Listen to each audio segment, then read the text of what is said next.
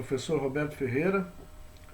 Estou aqui para colocar para vocês vídeo 11, extrusão, funcionamento dos equipamentos. Iniciando pelo transporte do material pela extrusora. Perfil geométrico das roscas para extrusão é um aspecto interessante, porém tecnicamente complexo, e recebe uma considerável quantidade de estudo, pois envolve conhecimento das propriedades térmicas e reológicas do polímero a ser processado. Cada polímero apresenta comportamento térmico e reológico diferente. Dessa forma, os perfis das roscas são otimizados para um polímero particular a ser extrudado. Basicamente, a rosca é dividida em 3 seções geométricas. Alimentação, está ali embaixo a letra A, né? Compressão, que é a letra B, e dosagem, a letra C. Na seção de alimentação, serve para transportar sólidos, né? Propicia o início de plastificação do polímero. Na análise, tem que se envolver a combinação de mecânica de fluidos e sólidos, além da transferência de calor. A seção de compressão promove a compactação, a plastificação e a mistura do polímero plastificado, transportando-o praticamente homogêneo para a seção de dosagem. E na dosagem é onde acontece a homogeneização da massa plastificada e o transporte para o sistema de cabeçote matriz. Consiste em aplicação dos princípios da reologia e está intimamente interligado ao projeto da matriz. O material a deixar essa seção deve estar homogêneo quanto à composição e quanto à temperatura e com a vazão mais constante possível. Definição de seção e zonas, né? Às vezes há confusão nisso aqui, ó. Seção é um lugar geométrico na rosca e é delimitado no momento do projeto e da confecção da mesma. Por outro lado, zona é o termo utilizado para definir o processo, fenômeno, ou etapa do processo que está ocorrendo no interior do sistema de plastificação. Então, a zona é bem definida geometricamente pelo projetista, mas o fenômeno vai ocorrer de acordo com o processamento, tá? E ainda tem, para confundir um pouco a cabeça, as zonas de aquecimento, que são aquelas zonas onde estão colocados calefatores, ventoinhas, termopares e ligados a um sistema de controle de temperatura, um pirômetro, né? São zonas externas, tá? Não tem nada a ver com essa zona que é a parte do fenômeno interno, tá? A principal diferença entre zonas funcionais e seções geométricas é que a exata localização das zonas funcionais depende das condições de processamento, da geometria da rosca, das propriedades do polímero e da matriz. Por outro lado, a localização exata das seções depende apenas da geometria da rosca, apenas do projeto. Então, as zonas elas não são discretas e por alguma extensão se sobrepõem. Pode estar um pouquinho mais para lá, um pouquinho mais para cá, tá? A definição dos seus limites, né? Suas condições de contorno podem deslocar-se. Quando as propriedades do polímero, as condições mudam. Pode-se dizer que não há correspondência direta entre zonas e seções. Mesmo a velocidade rotacional constante da rosca, a vazão de uma extrusora apresenta variabilidade. As variáveis que influenciam na variabilidade da vazão são material processado, que tem a ver com o comportamento térmico e geológico do material. O processo, então, vai depender das janelas de temperatura, da janela de pressão que está sendo formada, a taxa de deformação que o material está sendo submetido. O projeto da rosca da matriz, a razão, comprimento, diâmetro, largura e inclinação do filete da rosca, variação do passo do filete da rosca, adição ou não de filetes de barreira, seção de mistura distributiva e seção de mistura dispersiva, tá? Então, isso aí são as variáveis que influenciam na vazão, tá? Na variabilidade de vazão. Para melhor compreendermos esse conjunto de variáveis independentes, há necessidade de compreendermos os principais fenômenos que ocorrem tanto na rosca plastificadora como na matriz durante o fluxo de material polimérico. Zaradsky, lá em 78, desenvolveu um modelo matemático com as seguintes divisões funcionais da rosca. Ele dividiu numa zona de transporte de sólidos, zona de retorno, zona de fusão e zona de transporte de fundido. De forma a estudar os fenômenos desenvolvidos na rosca e no funil, as zonas referidas serão condensadas em 3 zonas funcionais. Uma de transporte de sólidos, outra de plastificação, de fusão, e a de transporte do fundido. Nestas zonas, diferentes fases físicas do material podem ser encontradas. Inicialmente, todo o material é sólido.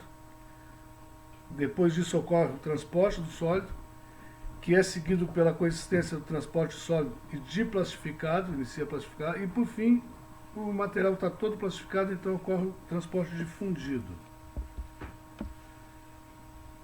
Na zona de transporte de sólidos, ela pode ser dividida em 3 subzonas distintas. Subzona de transporte gravitacional de sólido, no funil de alimentação. Subzona de transporte arquimediano de sólidos, no bocal da seção de alimentação da rosca. E a subzona de transporte de sólido induzido por arrasto, na seção de alimentação, logo após o bocal. Propriedades dos materiais que influenciam seu escoamento na forma de partículas sólidas, no funil de alimentação e na rosca plastificadora. Tem que compreender algumas propriedades que influenciam o escoamento do material particulado. Os polímeros, para serem processados, se apresentam na forma de grãos ou pó. Nessa forma, os materiais apresentam ar ocluso em seus interstícios, definindo uma densidade aparente, que varia de acordo com a quantidade de ar. Então, a densidade aparente ela é utilizada quando não existe no mesmo volume um único material. Dessa forma, determina-se a densidade média, que depende da quantidade de cada componente do sistema. Então, existe ar no meio dos grãos, aí no meio do pó, né? Materiais com baixa densidade aparente, menor que 0,2 gramas por centímetro cúbico, tendem a apresentar problemas de transporte do material particulado, tanto no funil como na seção de alimentação da rosca. Materiais com partículas cuja geometria é irregular tendem a apresentar baixa densidade aparente. Um exemplo disso aí é fragmentos de fibras ou de filmes. A densidade aparente à pressão atmosférica é uma informação utilizada, mas ela é limitada. É muito importante conhecer como ocorrem as mudanças na densidade aparente com a pressão, porque a compressibilidade do material determina, numa larga extensão, o comportamento de transporte do sólido. A densidade aparente sofre mudanças com alterações da pressão exercida sobre o material devido à capacidade de compactação dos particulados. Essa compactação ocorre pelo arranjo e deformação das partículas, sendo que a diferença de comportamento durante essa compactação é algumas vezes referidas como compressibilidade por rearranjo. A compressibilidade por rearranjo depende de propriedades físicas superficiais, as quais estão relacionadas às forças coesivas entre as partículas. Compressibilidade por rearranjo do material é o quanto varia sua densidade aparente em função de uma pressão aplicada, o que vai ocorrer lá dentro da rosca, né? Dentro da extrusora. Ela determina o comportamento do material particulado durante seu escoamento. Quando a compressibilidade por rearranjo de um material é grande, ele tende a compactar-se durante o armazenamento. Isso pode causar problemas de descarga. Também no funil, tá? O limite entre o fluxo livre e o fluxo não livre ocorre a compressibilidade por rearranjo de aproximadamente 20%. Materiais que fluem livremente são denominados de materiais não coesivos, enquanto que materiais que não fluem livremente são denominados como materiais coesivos. Entretanto, para efeito de aplicabilidade prática, materiais que apresentam compressibilidade por rearranjo inferior a 40% e acima de 20%, que portanto são coesivos, desenvolvem boa fluidez. Com valores acima de 40%, o material terá forte tendência para empacotar no funil de alimentação e existe a probabilidade de haver problemas de descarga, né? Vai ser muito elevada essa probabilidade. Para fazer um teste prático, pode-se pressionar o polímero com a mão e a condição posterior formada. Se verifica, né? Se indicar que a forma final não se manteve, o material é de baixa compressibilidade. Se indicar que a forma final se manteve, mas pode ser facilmente quebrado, o material é de moderada compressibilidade.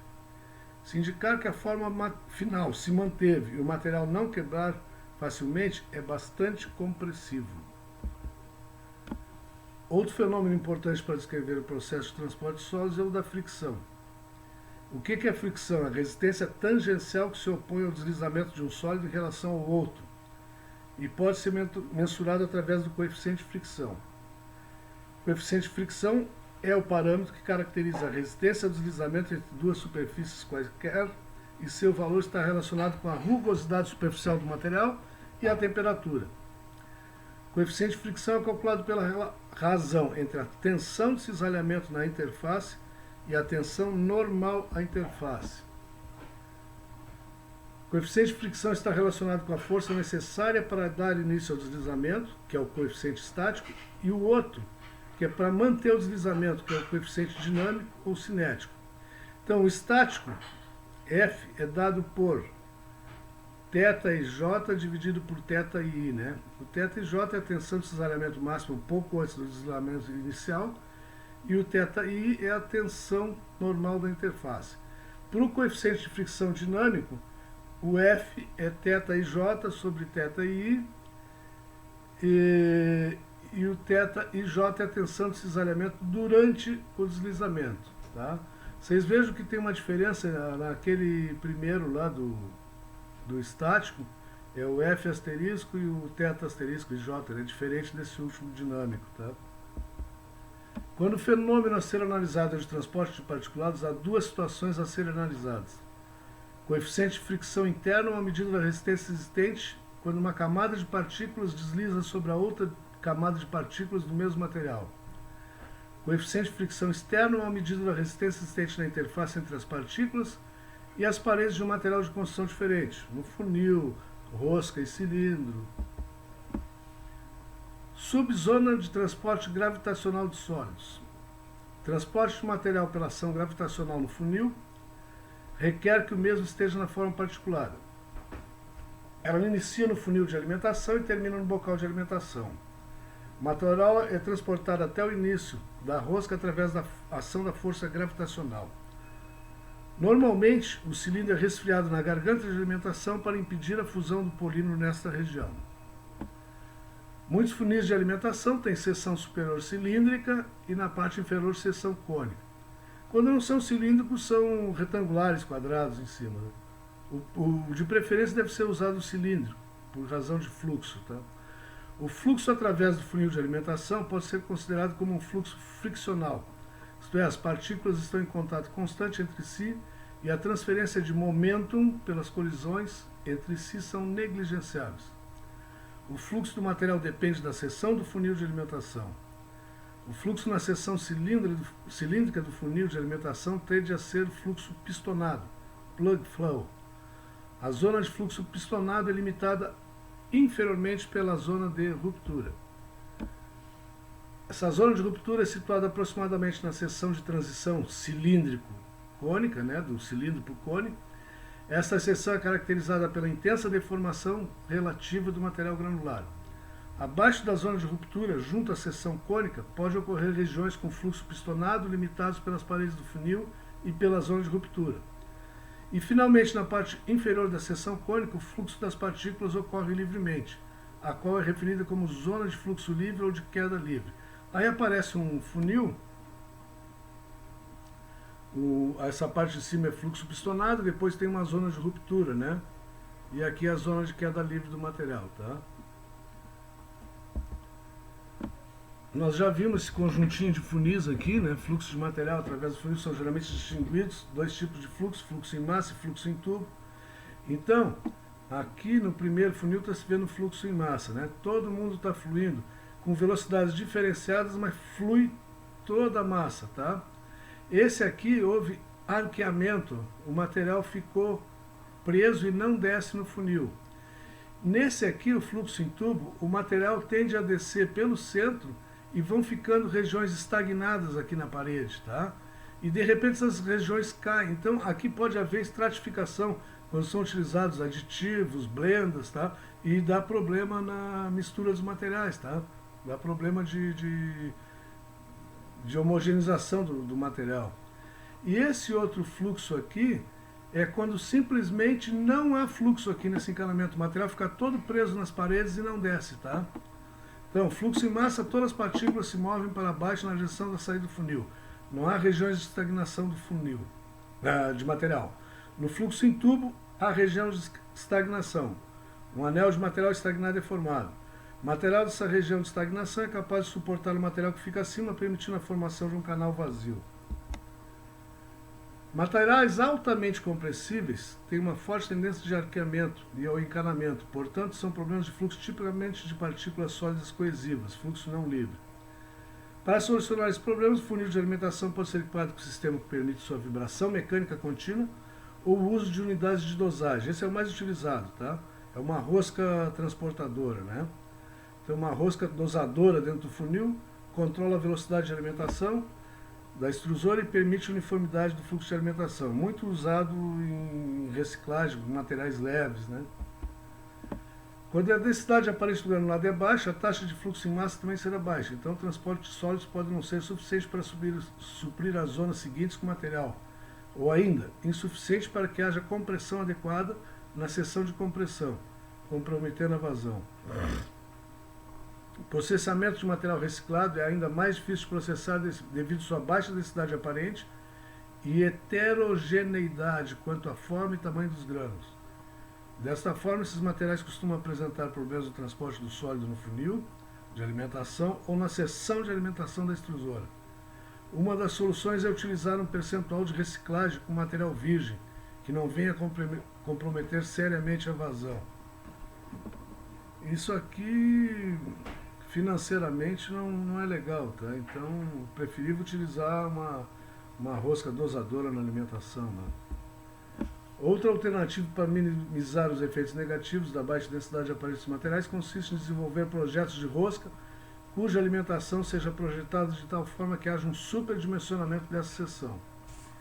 O uso de equipamento vibratório no funil pode ser útil, mas em função da regularidade no tamanho e na forma das partículas, o material reciclado é mais resistente aos efeitos de vibração. A faixa de partículas poliméricas usadas em extrusão é muito larga, variando de 1 micrômetro, 1 micron, até 10 milímetros. Aqui aparece uma tabela, né, de partículas sólidas. Então tem o pó menor que 0,1 milímetro e vai até um pó ultra fino lá de entre 0,1 e 1 micrômetro.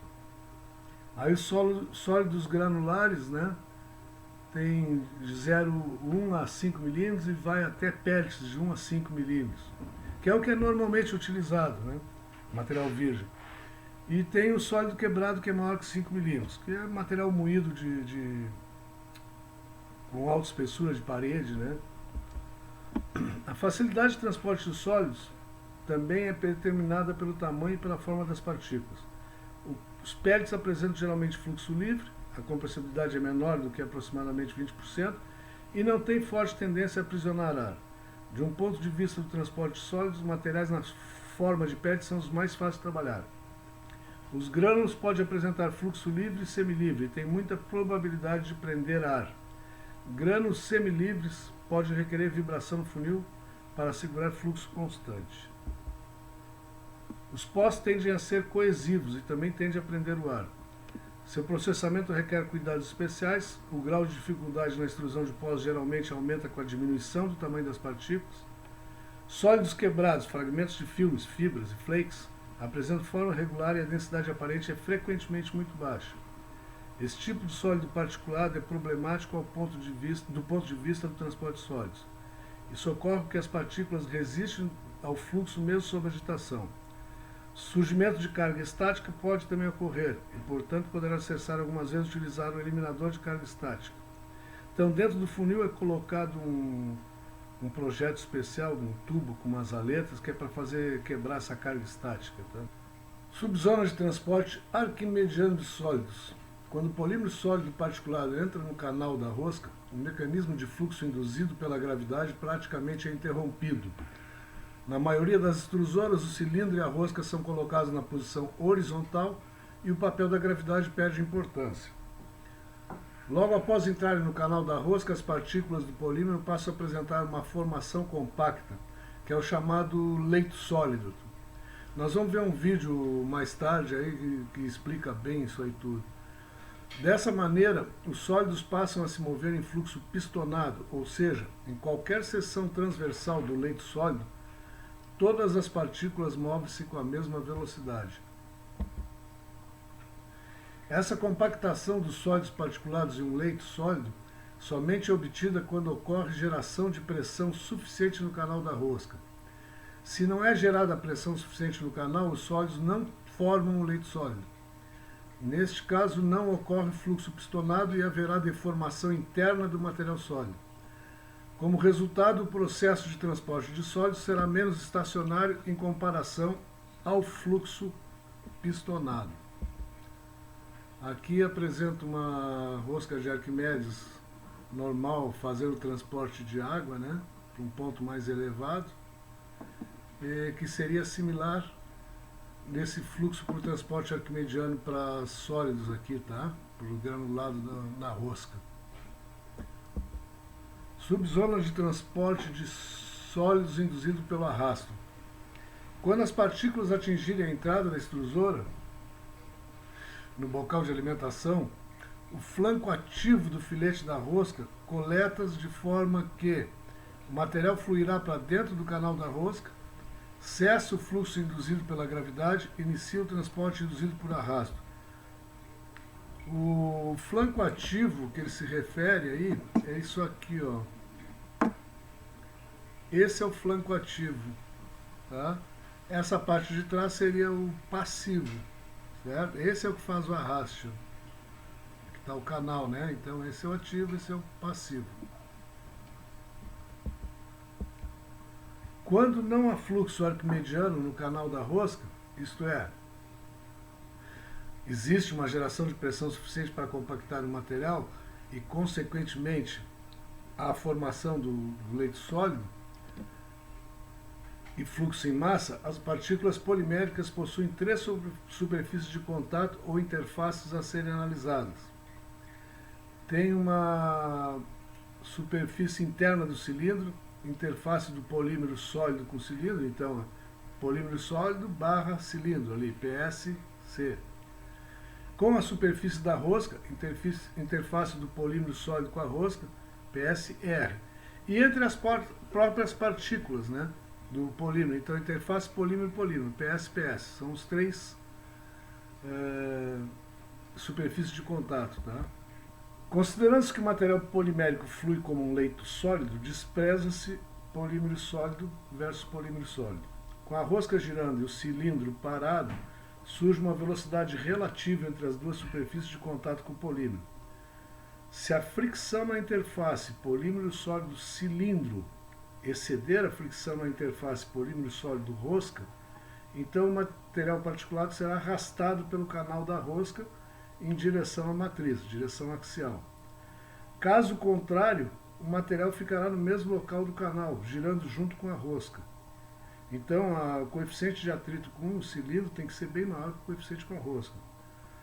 No transporte de sólidos por arrasto, se todas as partículas sofrerem suficiente compactação no canal ao longo da rosca, o sólido formará um leito sólido com fluxo em massa, onde em qualquer seção transversal do leito sólido, todos os elementos movem-se com a mesma velocidade.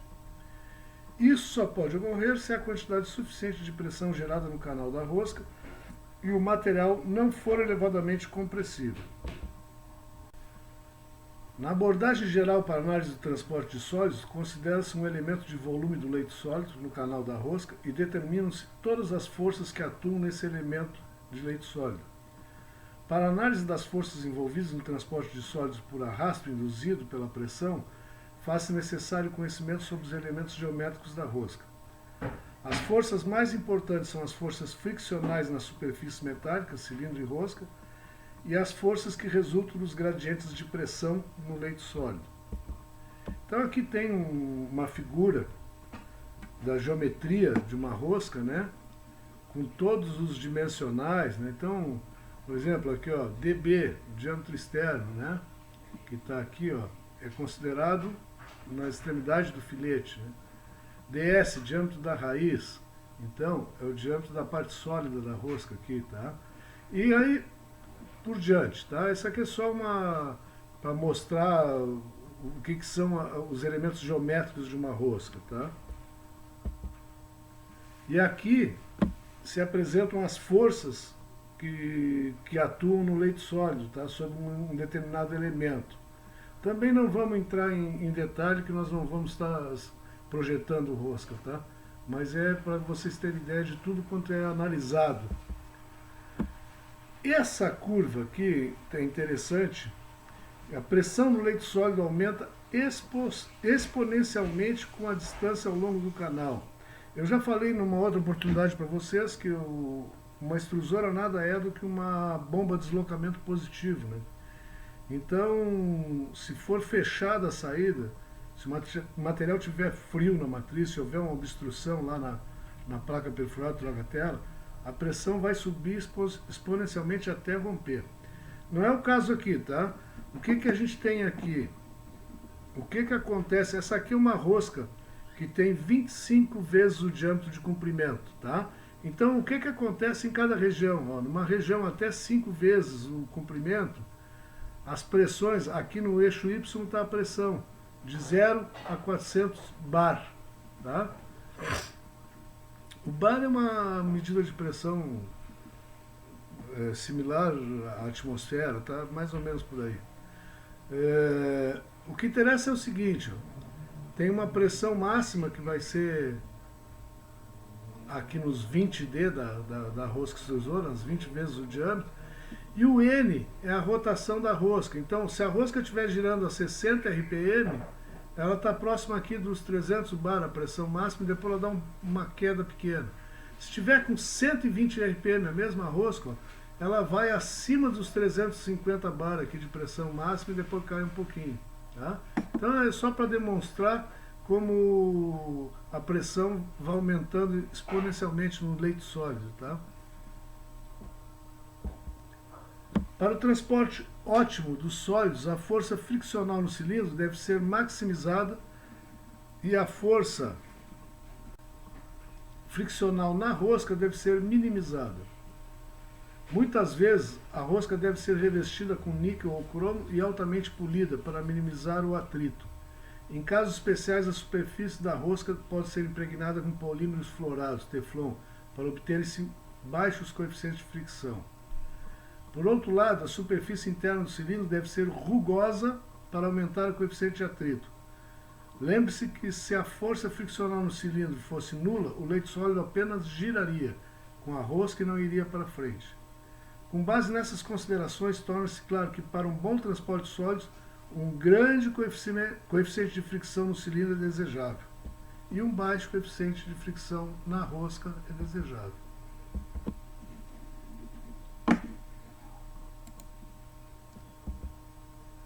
Aqui aparece uma seção ranhurada do cilindro na zona de alimentação. Isso foi uma bolação que o pessoal fez, os projetistas, para melhorar a eficiência de transporte. Tá? Então, muitas extrusoras têm ranhuras usinadas na superfície interna do cilindro, na seção de transporte de sólidos, para melhorar esse transporte. Então, aqui, ó, essa zona é uma zona postiça, tá? Ela é parafusada, ela tem o mesmo diâmetro do cilindro do restante do cilindro, o mesmo diâmetro, mas ela é toda cheia de ranhuras, ó, nesse sentido aqui, ó, tá? O que acontece? Isso dá uma rugosidade muito maior e uma alimentação muito mais eficiente. Só que isso aqui aumenta em até 15% a potência necessária de motor e caixa redutora, tá? Mas ele garante uma alimentação bem mais tranquila. Esse flange aqui, ó, ele é vazado aqui, ó, porque mantém uma camada de ar que é uma barreira isolante. E aqui aparecem os canais de resfriamento, tem que ser resfriado com água, tá?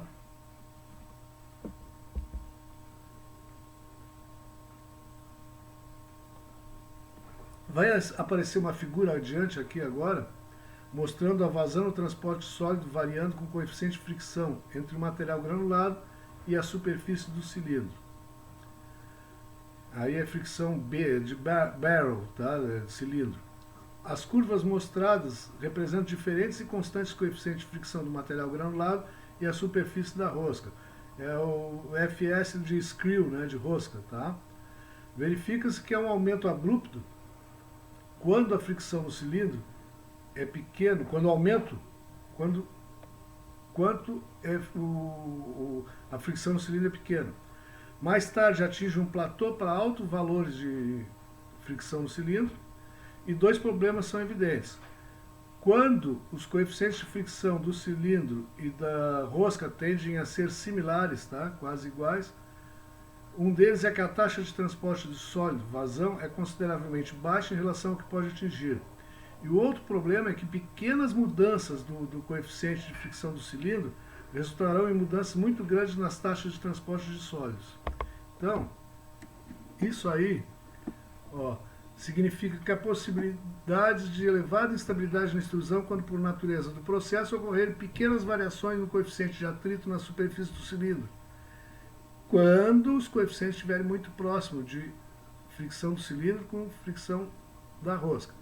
Então, o que se vê aqui no X é o coeficiente de fricção no cilindro, FB, tá? Aqui está bem aumentado, aqui zero, está reduzido, né?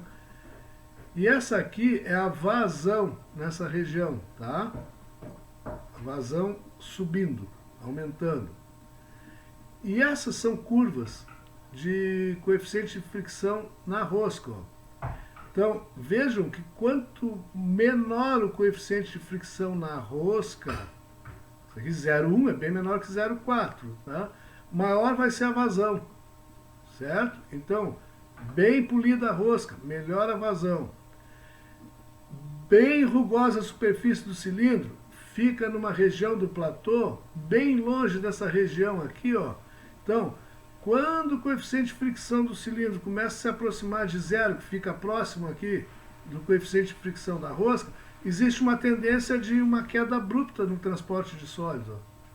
Pode chegar a zero, tá? Então, é interessante que o coeficiente de fricção do cilindro seja da rosca seja o menor possível e o do cilindro o maior possível, porque aí vai ficar uma região de ótima vazão, estável, tá? Longe dessa região instável aqui, ó, essas regiões são instáveis, porque o coeficiente de fricção do cilindro se aproxima do coeficiente de fricção da rosca.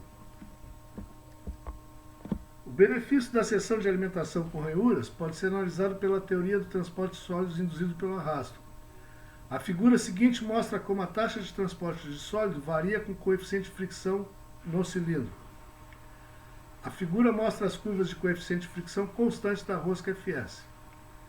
As curvas apresentam um incremento abrupto quando a coeficiente de fricção do cilindro é similar ao da rosca, onde a taxa de transporte de sólidos é consideravelmente baixa em relação ao valor teórico máximo de vazão.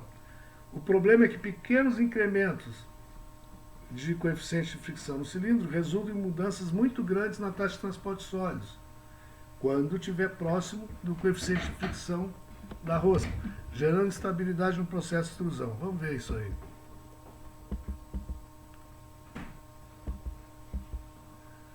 Quando o coeficiente de fricção do cilindro é aumentado para valores 2 ou 3 vezes o do coeficiente de fricção da rosca, a taxa de transporte de sólidos aumenta substancialmente, mas ao mesmo tempo a inclinação da curva é bastante reduzida. Nessa situação, pequenas variações na fricção do cilindro resultarão somente em pequenas mudanças na taxa de transporte de sólidos. Portanto, o processo será inerentemente muito mais estável quando o coeficiente de fricção do cilindro é muito maior do que o coeficiente de fricção na rosca. Isso explica porque sistemas de ranhuras do cilindro podem reduzir substancialmente a instabilidade do processo de extrusão. Então aqui, ó, é sempre o mesmo coeficiente de fricção na rosca, tá?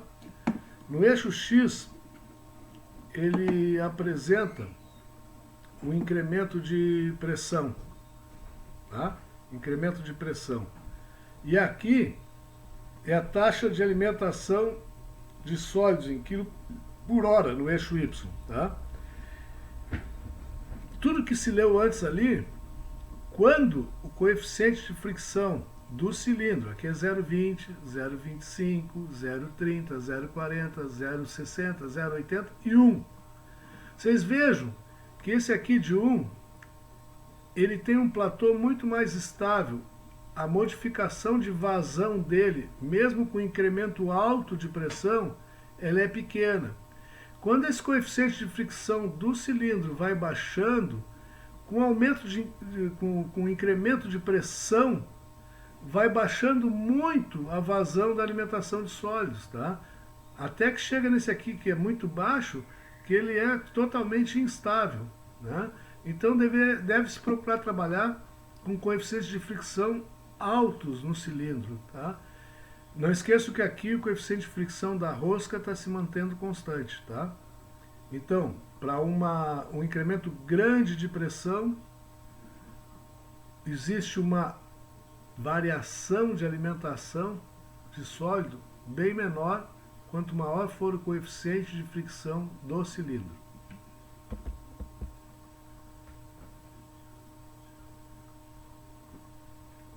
A figura mostra como a taxa de transporte de sólidos varia com gradiente de pressão ao longo da subzona de transporte de sólidos induzido por arrasto. Bom, isso foi tudo que se viu até agora, tá? Resumindo, o aumento da relação entre o coeficiente de fricção no cilindro e o coeficiente de fricção na rosca aumenta a taxa de transporte de sólidos, aumenta a estabilidade e torna a taxa de transporte de sólidos menos dependente da pressão desenvolvida na rosca. Pequenas flutuações de pressão não afetarão significativamente a taxa de transporte de sólidos. É o que se quer. Zona de plastificação. Na próxima figura é apresentado o canal da rosca estendido. Vocês lembram que eu falei num vídeo anterior aí de que a gente tinha que experimentar, se fosse possível, conseguir tornar a rosca um canal, né? É isso que ele está fazendo aqui, ó. Ele está pegando essa rosca helicoidal e transformando ela num canal aqui, tá? Então, observa-se que antes da região 1 está a zona de transporte de sólidos. Então, daqui até aqui a zona de transporte de sólidos, por arrasto. Entre a região 1 e 2, há a zona de plastificação. Então, daqui até aqui, zona de plastificação. Após a região 2, desenvolve-se a zona de transporte de fundido. Aqui só material fundido. O que está em escuro é fundido, o que está em claro é material sólido. Certo? Então, Z é a direção axial. Tá? X é a direção transversal do canal. Certo? Que a rosca está se movimentando assim. Ó. Então, ele aqui desenvolveu a rosca como sendo um canal. Após alguns passos na rosca, o material sólido apresenta-se compactado com fluxo em massa e próximo às paredes do cilindro, esse material atinge o seu ponto de fusão.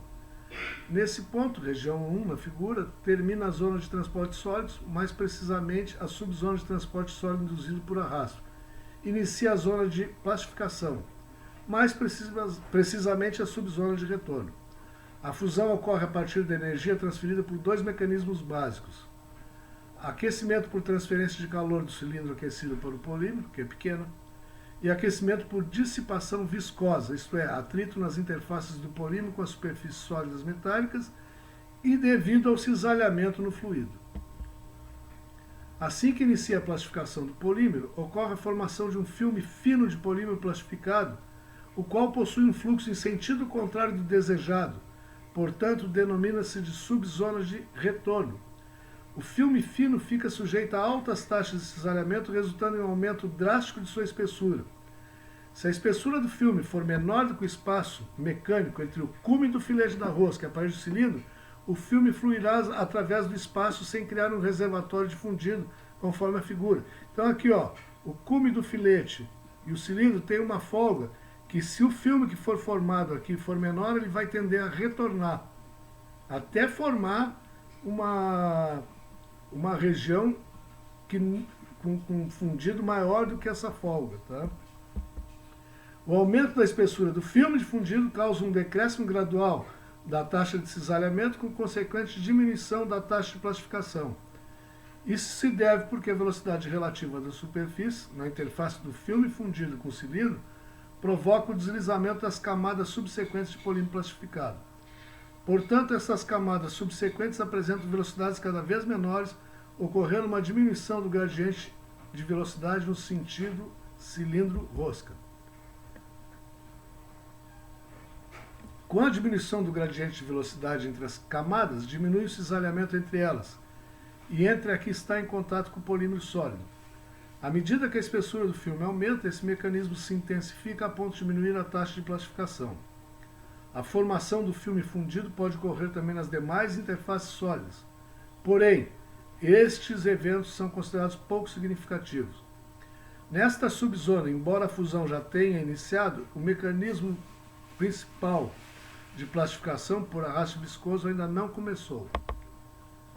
Subzona de plastificação por arraste viscoso. Esta subzona inicia quando a espessura do filme for superior à folga radial existente entre o cilindro e a rosca. Na prática, observou-se que a plastificação por arraste viscoso somente acontece quando o filme atinge uma espessura de 5 a 7 vezes superior a esse espaço, aquela folga entre o filete e o cilindro. Os mecanismos de transferência de calor envolvidos são aqueles apresentados para a subzona de retorno. Nesta zona, o material fundido que se movimenta na direção da alimentação bate no flanco ativo do filete e se deposita, gerando um reservatório de material fundido. Ele tenta retornar, mas como ele está tão espesso, ele não consegue retornar, o flanco ativo recolhe ele e ele fica girando ali, formando um reservatório de material fundido. Aparece nessa figura aqui, ó. Essa região aqui, ó, é de material sólido. Aqui está o flanco ativo do filete. Aqui o flanco passivo. Então, tem uma massa de fundida aqui, que ela tenta retornar, não consegue, ela bate no flanco ativo e retorna e fica girando aqui. Não esquecendo que a rosca está girando nesse sentido também, né? Então está girando aqui e girando helicoidal, tá? E cada vez mais vai diminuindo os sólidos, porque eles vão fundindo e vai aumentando a camada de fundido, né?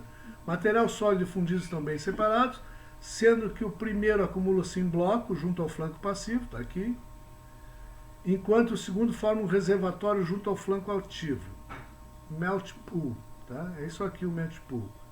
O leite sólido é empurrado contra o flanco passivo da rosca, sendo forçado também a se movimentar na direção do cilindro, diminuindo dessa maneira a espessura do filme. Aqui. Então, aqui flanco ativo, flanco passivo, massa fundida. E as dimensões aí do canal. A largura do reservatório de fundido aumenta à medida que mais polímero é plastificado. Em contrapartida, a largura do leite sólido diminui. A figura abaixo apresenta esquematicamente a evolução do processo de plastificação do polímero ao longo da zona de plastificação. Então aqui, ó, ele tem grânulos e o fundido. Aumenta o filme fundido, diminui grânulos. Aumenta mais o fundido, diminui grânulos. Aumenta mais e vai aumentando o fundido, diminuindo grânulos. Até que chega uma região 14 a 15 aqui, onde está toda a massa fundida. Ainda pode ocorrer o rompimento prematuro do leite sólido. E os fragmentos ficam envolvidos pelo material fundido. Caso esse rompimento ocorra, a velocidade de plastificação sofre uma redução. Isso não é interessante do ponto de vista de processo, tá? Depois nós vamos ver num outro vídeo aí, que o pessoal apresenta o problema que pode ocorrer nessa quebra do leite sólido. O filme que se situa entre o leite sólido e a superfície do cilindro tem sua espessura aumentada na direção do reservatório. Dentro do reservatório de fundido, o material apresenta um movimento helicoidal, como visto em figura anterior. Zona de transporte de fundido.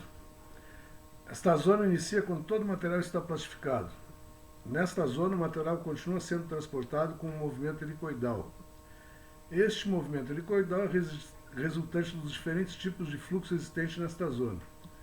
Para entendermos esse tipo de fluxo, se faz necessário estabelecer o sistema de coordenadas para velocidades envolvidas no canal da rosca. Então aqui tem o canal da rosca estendido, né? Aparece um filete de um lado, um filete de outro, certo? Então, direção Y, direção X, direção Z, aí tem as velocidades, a W, V, U.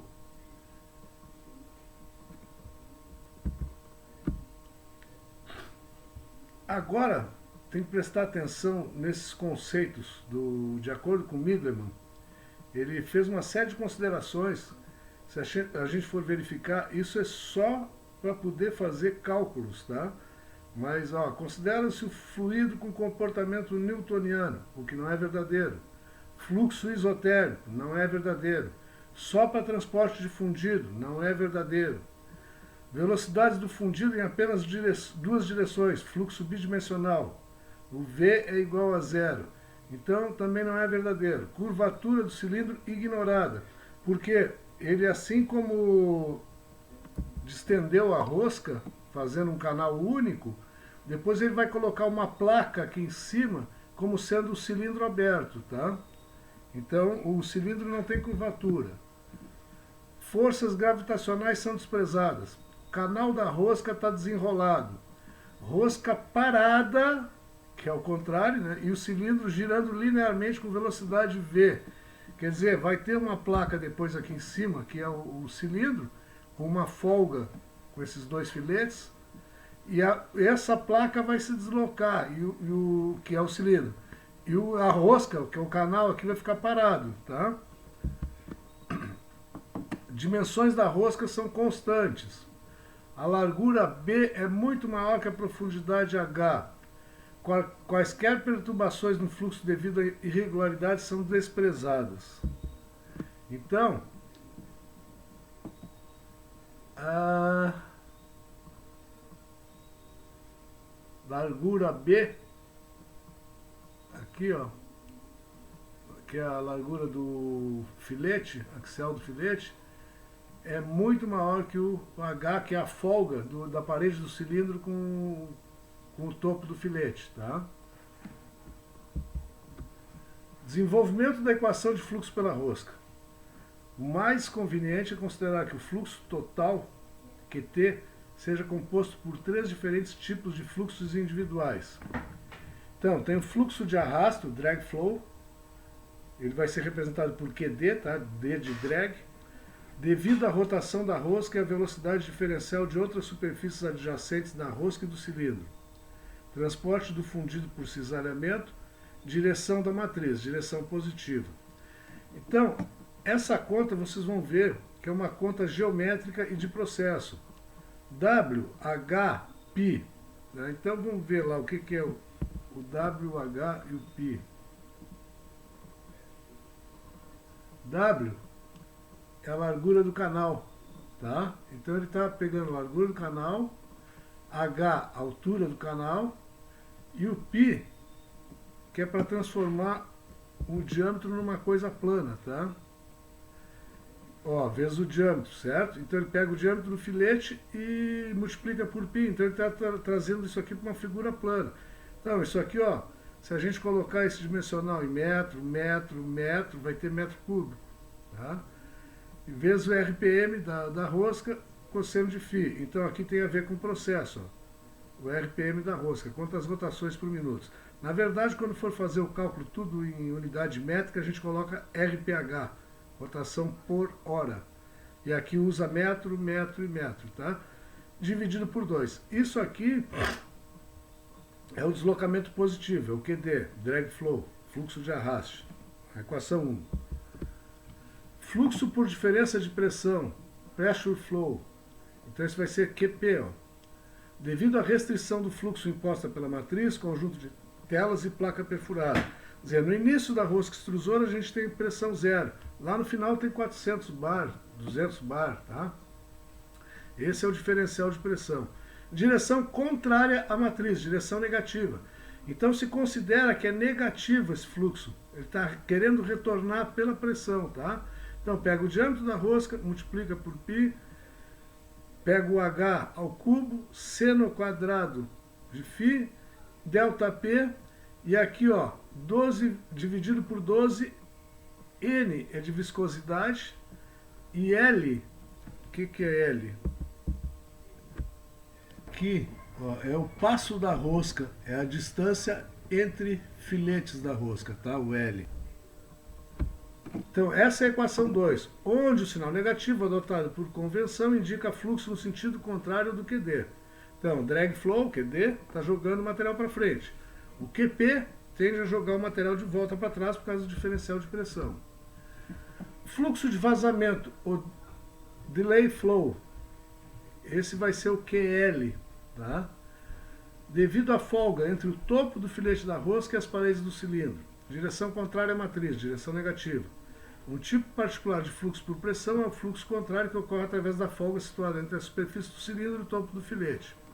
Esse fluxo é chamado de fluxo de vazamento, retardo ou retorno, QL, e torna-se mais significativo quando a extrusora se torna desgastada. Pode ser incluído na equação de fluxo global QT da extrusora. Com extrusora nova, extrusora conservada, esse QL é desprezível, tá? Entretanto, diferente de QP, a QL representa um real contrafluxo do fundido na direção contrária ao fluxo de arrasto, ou seja, da direção da matriz para a seção de alimentação. Para uma rosca perfeitamente centrada, QL, π ao quadrado, diâmetro ao quadrado, h ao cubo, tangente de φ, ΔP, 12, viscosidade, LB. Tá? Então L é o passo, B é a profundidade do canal. Onde o sinal negativo adotado por convenção indica fluxo no sentido contrário do QD. Bom, isso aqui é negativo, mas é desprezível. Fluxo total. Se não existir restrição ao transporte fundido na saída da matriz, diz que a produção global, QT, é igual ao fluxo por arrasto, descarga aberta. Claro, aí não vai existir uma pressão lá na frente, entendeu? Mas como isso é quando não tem nada na frente, só está extrusora. Sempre que uma matriz ou qualquer elemento adicional, como placa perfurada ou telas, que se opõe ao fluxo é colocada após a extrusora, a pressão criada atua contra as forças de arrasto para desenvolver o fluxo de pressão no material. Os perfis de velocidade apresentados na próxima figura mostram o comportamento da velocidade de fluxo por arrasto. O comportamento devido ao fluxo de pressão e o fluxo resultante de uma extrusora para um fluido newtoniano. Aqui, ó, como é que se dá o fluxo de arrasto? Contra a parede, ele é quase zero a velocidade, né, e vai aumentando em direção ao centro, somado com o fluxo negativo da contrapressão aqui, vai resultar nesse fluxo aqui, fluxo resultante. Embora o fluxo de pressão reduza a capacidade global de bombeamento, essa dimensão também tende a melhorar o grau de mistura dentro do canal da rosca, como resultado de um aumento da tensão de cisalhamento, mistura dispersiva, e de um aumento na deformação de cisalhamento total imposto, mistura distributiva. Agora eu vou deixar aqui para vocês verem, isso aqui tem no polígrafo, tá? Também vai ter um Excel para vocês na minha pasta com todo o cálculo de uma rosca, um exemplo, para vocês poderem entender melhor. Tá, mas no cálculo da produção total observam-se elementos geométricos, tá aí em preto, tá? Características do polímero, que estão em azul, que interferem nas do processo, e outras do processo, está em vermelho, que interferem nas do polímero, quer dizer, tem atuação no polímero e no processo, tá? Então, WB, largura do canal da rosca, colocar em metros. H, profundidade do canal da rosca, colocar em metros. H minúsculo, folga da rosca com cilindro, colocar em metros. L, passo da hélice da rosca, colocar em metros. Diâmetro externo da rosca, em metros. Tá? Então, todo o dimensional está em metros. O π, o cosseno, o ângulo de hélice no diâmetro interno, cosseno do ângulo, seno ao quadrado do ângulo, tangente do ângulo. N, que é a velocidade da rotação, está em RPH. Diferencial de pressão na rosca, quilograma-força por metro quadrado. A densidade do polietileno, nesse caso aqui foi o PAD, que foi selecionado, quilo por metro cúbico. E a viscosidade está em quilograma-força vezes hora por metro quadrado. E aí, tem a equação geral, tá? A produção total, a equação 4, é assumida como sendo uma soma algébrica simples dos componentes de fluxos individuais. Então, aquela, ó, drag flow, pressure flow, vazamento, sendo QP e QL negativos, o que resulta. Então, essa aqui é a fórmula do fluxo de arrasto, o N, que é a rotação, está em vermelho, o restante é tudo geométrico, menos o fluxo de contrapressão, tudo que é geométrico está em preto, o ΔP, que é de processo, está em vermelho, a viscosidade, que é relativa ao polímero, está em azul, menos o fluxo de vazamento, tudo em preto geométrico, em vermelho ΔP, que é de processo, e a viscosidade está em azul. Tá? Então, pegando essa fórmula aqui e concentrando os valores, simplificando, o fluxo total fica menos C dividido por viscosidade vezes ΔP mais N vezes A, onde o C e A são constantes geométricas referentes à rosca. Tá? Então toda essa parte geométrica foi simplificada para esses dois termos aqui. Isso é viscosidade de polímero, isso é diferencial de pressão por processo e por polímero, isso aqui é rotação da rosca, que vai interferir também na pressão e vai interferir na viscosidade. Tá? Então a equação geral da rosca é essa aqui. Nós vamos aplicar isso aqui para fazer um cálculo de rosca depois. Fluxo total. Esta equação é chamada de equação característica da extrusora. Possui importância fundamental para prever velocidade de produção da extrusora para compostos plásticos de viscosidade pré-determinada. A análise anterior, baseada em um arranjo de suposição, é inevitavelmente sujeita a erro, cuja magnitude é melhor determinada por verificação experimental. Todavia, esta equação possibilita uma avaliação sem quantitativo imediato dos efeitos prováveis relacionados à modificação dos valores das variáveis. Maneira mais conveniente de fazer isso é estudar a característica da extrusora que relaciona a produção com pressão na forma de gráficos conforme figura abaixo. Então, o que se tem aqui? Ó? Diferencial de pressão, pressão zero, pressão máxima. E aqui é a produção da rosca extrusora, o Q total, quando está com pressão zero, né? E conforme a pressão vai subindo, vai diminuindo a vazão da extrusora. Então, essa aqui é a produção total por uma determinada pressão aqui, ΔPZ, esse aqui, tá? Observe-se na figura, descarga aberta, ΔP igual a zero, é encontrada na ausência de restrição de fluxo, ou seja, o escoamento a pressão zero resulta na condição QT igual ao QD, para uma determinada velocidade do parafuso, da rosca, né? QT é uma função somente do diâmetro de rosca, da profundidade do canal, razão de compressão, e ângulo de hélice, conforme a análise da equação para QT. Características do fluxo do fundido não exercem um papel direto no estabelecimento da produção máxima teórica para um determinado projeto de máquina.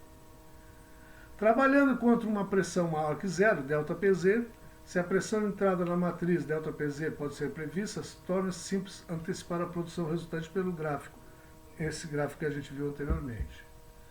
A sensibilidade da capacidade de produção de extrusoras de rosca simples com relação a efeitos de pressão na entrada da matriz é bem documentada e frequentemente impõe severas limitações à rentabilidade das linhas de produção.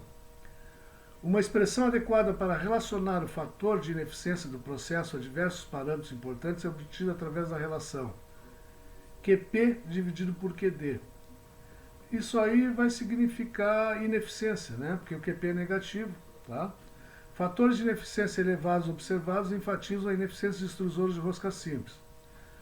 A sensibilidade da produção com relação à pressão na entrada da matriz salienta a necessidade de desenvolvimento de mecanismo de bombeamento mais positivo, tal como os sistemas de dupla rosca. Transporte de fundido pela matriz.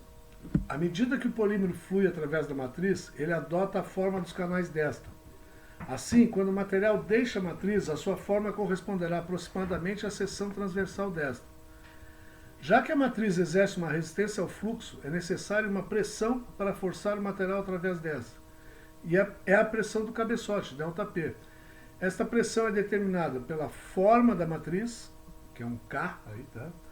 Temperatura do polímero, pela vazão, pelas propriedades relógicas do polímero. É importante salientar que a pressão na matriz é causada pela restrição que esta impõe. Se o polímero, a vazão, a matriz e as temperaturas são constantes, então não faz nenhuma diferença se a extrusora é de parafuso simples, duplo, cônico, etc. A pressão na matriz será a mesma, efeito de restrição da matriz. Assim como no cálculo do fluxo total da extrusora, no transporte fundido pela matriz também observam-se elementos geométricos. Está em preto, características do polímero, está em azul, que interferem nas de processo, e outras do processo em vermelho, que interferem nas do polímero. A vazão através da matriz, QM, pode ser relacionada à queda de pressão ΔP pela seguinte equação. Então, é o valor K dividido pela viscosidade vezes o ΔP, onde K é uma constante relacionada à geometria da matriz. Então, aqui, ó, para diferentes geometrias. Quando for um tarugo circular, o K vai ser π vezes o raio na quarta potência, dividido por 8 vezes Ln. Rm é o raio interno da matriz e Lm é o comprimento da matriz. Para filmes tubulares, o K é Wm vezes H ao cubo, Hm ao cubo, dividido por 12, que multiplica Lm, onde Wm representa o diâmetro médio interno da matriz, Hm é a espessura da fenda ou lábio da matriz, e Lm é o comprimento da matriz. Tá? Então é só aplicação de fórmula e se consegue calcular a vazão da matriz. Qm é chamada de equação característica de matriz e o valor de K dividido por viscosidade corresponde ao gradiente de pressão pela matriz. Como a vazão que ocorre pela rosca é a mesma que ocorrerá pela matriz, a interseção entre as duas equações de fluxo indicará esta vazão. Ponto operacional de uma linha de extrusão. Projetar para que o processo ocorra sob baixa pressão e elevada vazão. Torna-se importante envolver estudos de otimização, tanto a respeito do projeto do equipamento, quanto da dinâmica operacional que o envolve. Os principais fatores envolvidos com a otimização do ponto operacional de uma linha de extrusão podem ser resumidos em velocidade da rosca extrusora, a RPM dela, né? Geometria da rosca extrusora, geometria da matriz e viscosidade do fundido. E aqui aparecem as duas curvas, a da matriz e a da extrusora.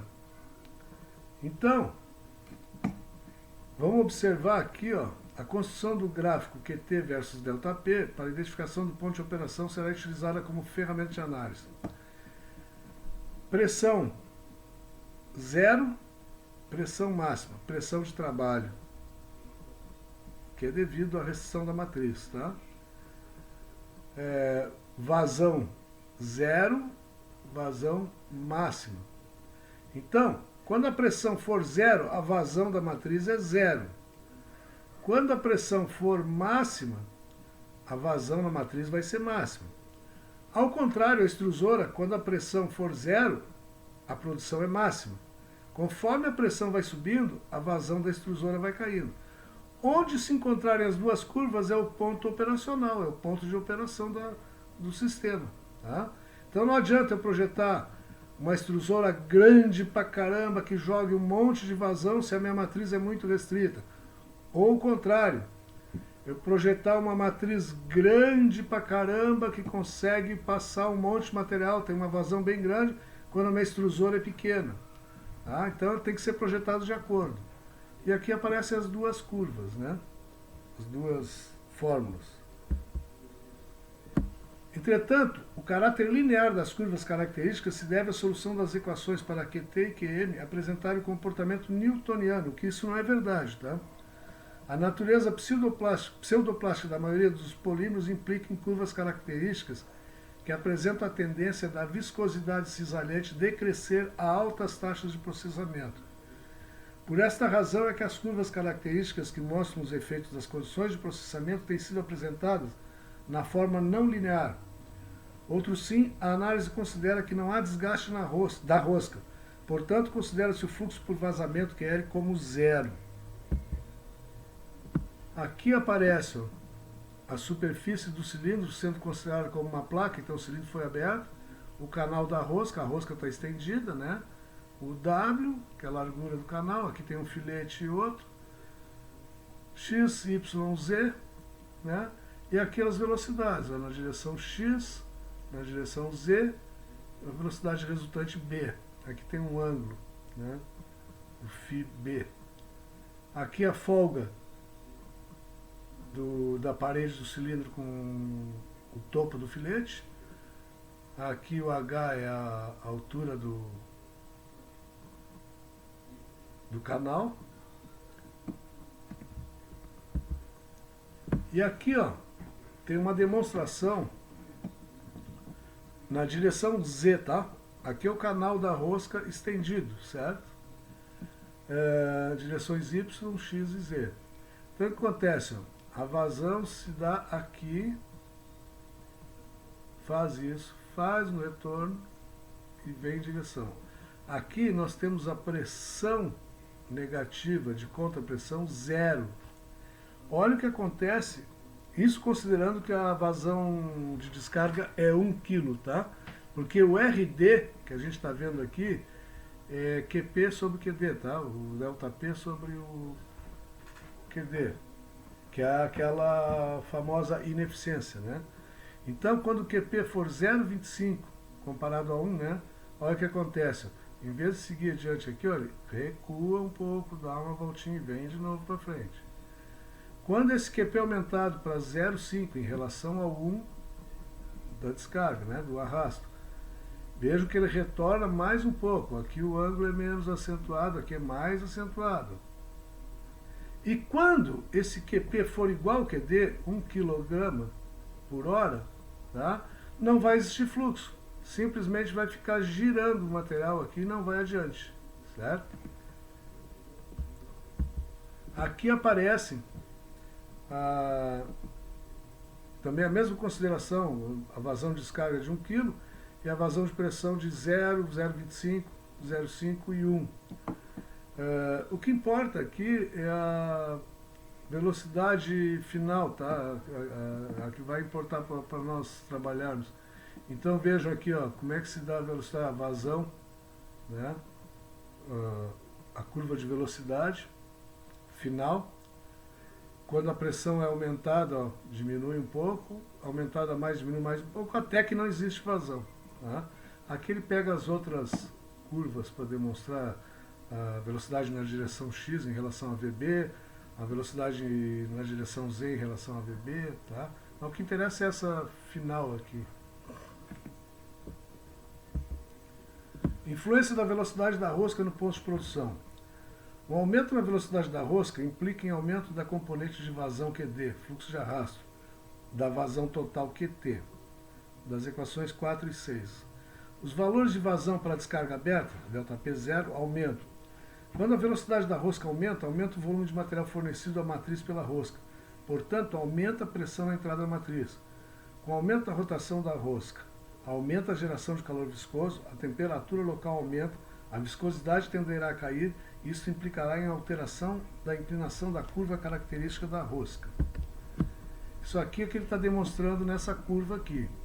Então aqui tem a vazão subindo, aumentando, pressão ΔP aumentando,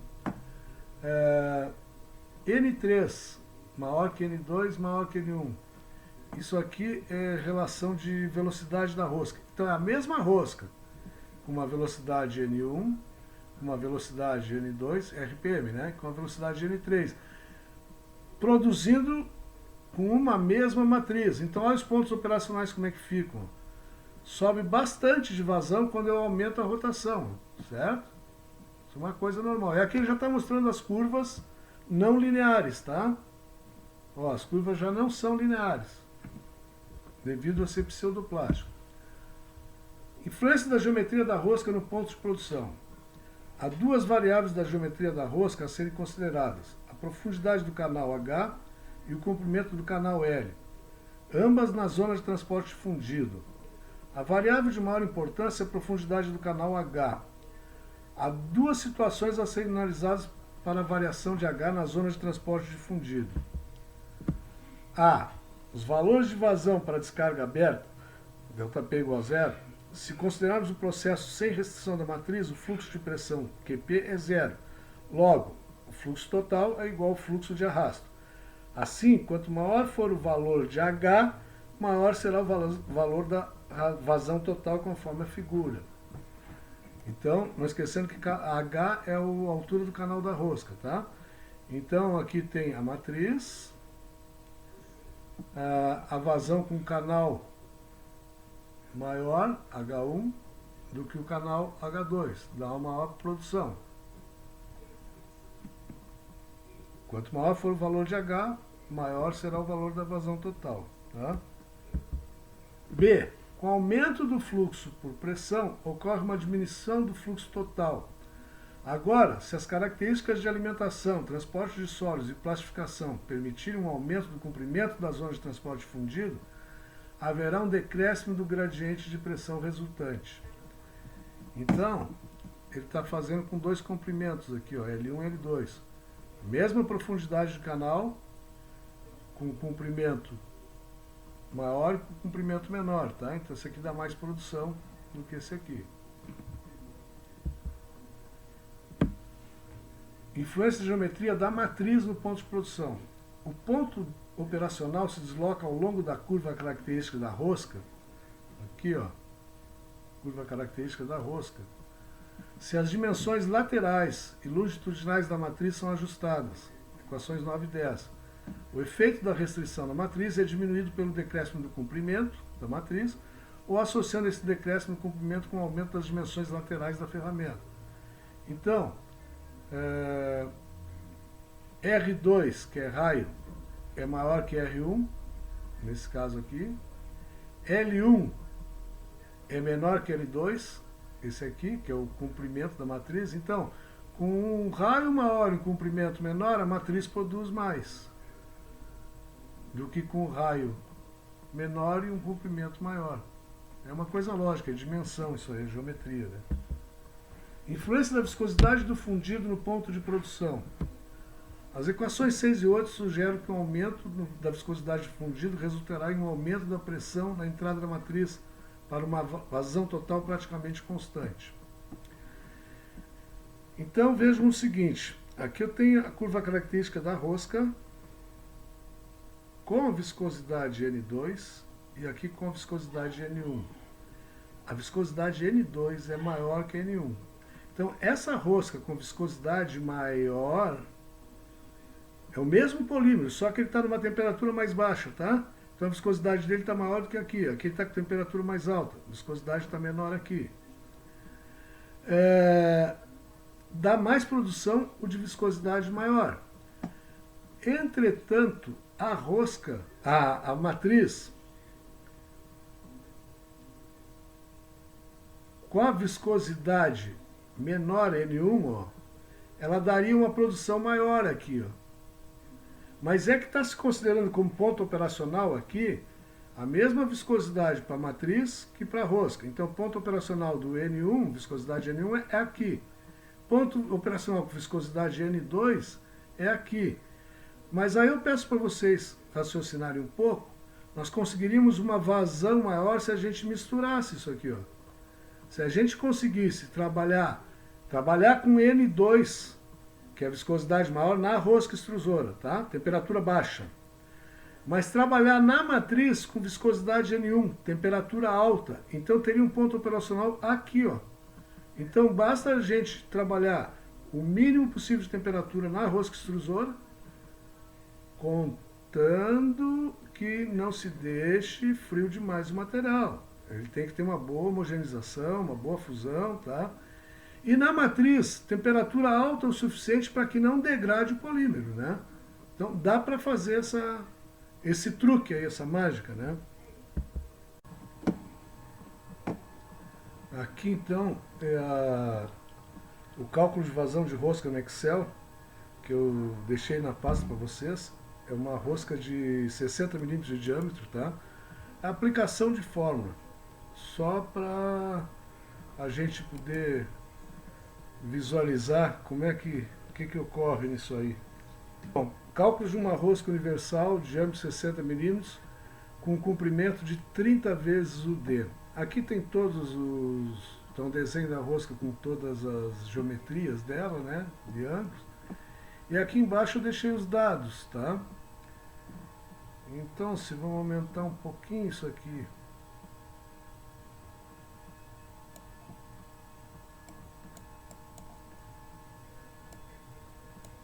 Então vocês vão poder observar depois lá, ó, largura do canal da rosca, está dado em metros, tá? Botei tudo para metro, tudo análise com dimensional métrico, tá?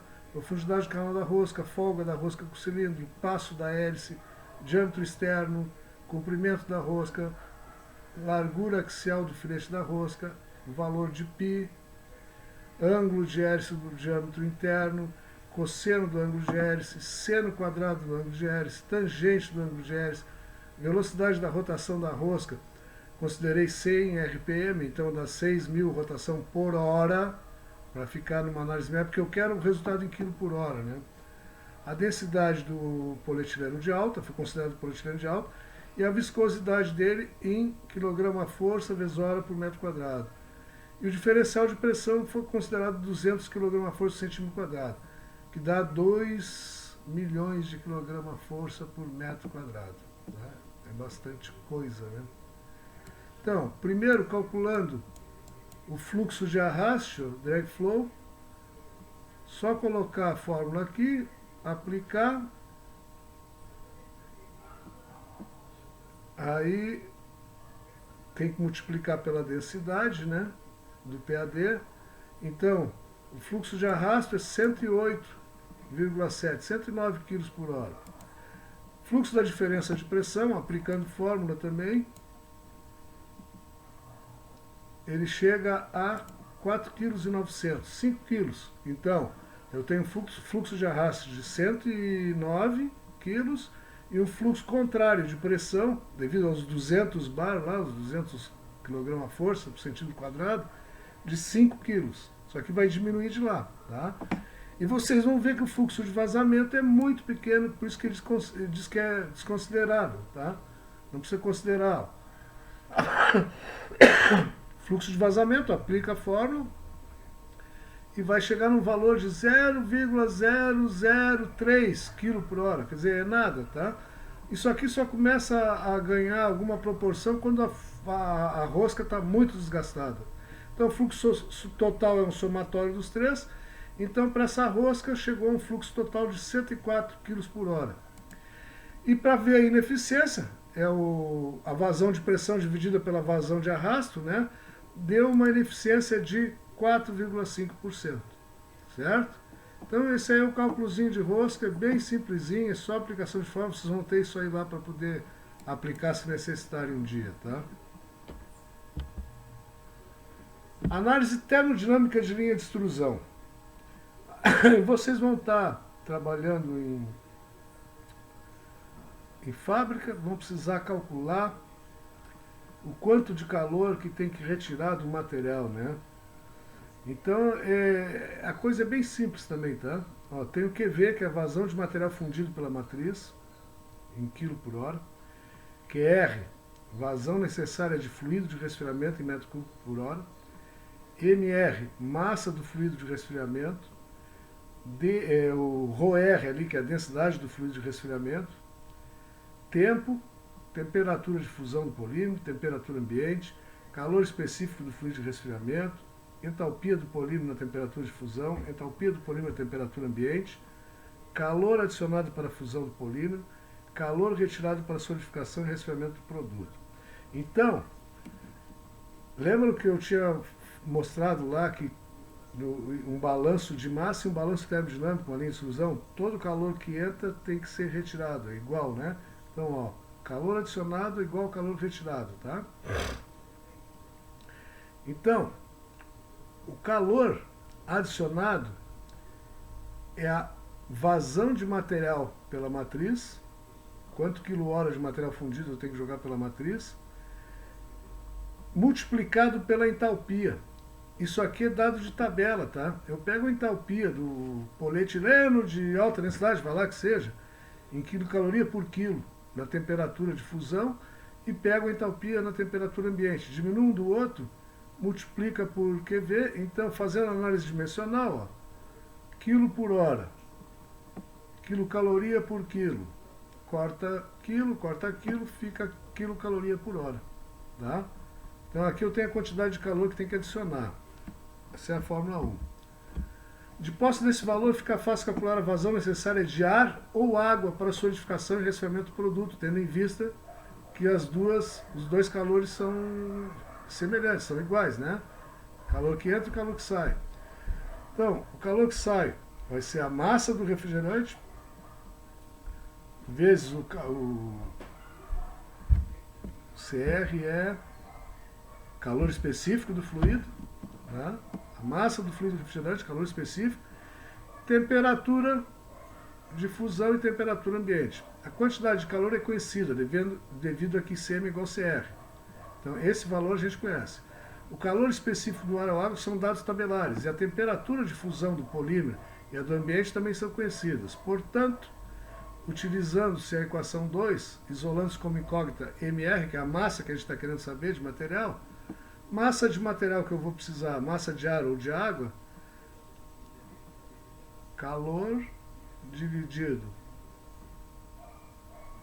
por coeficiente do fluido refrigerante, que multiplica a temperatura de fusão menos temperatura ambiente.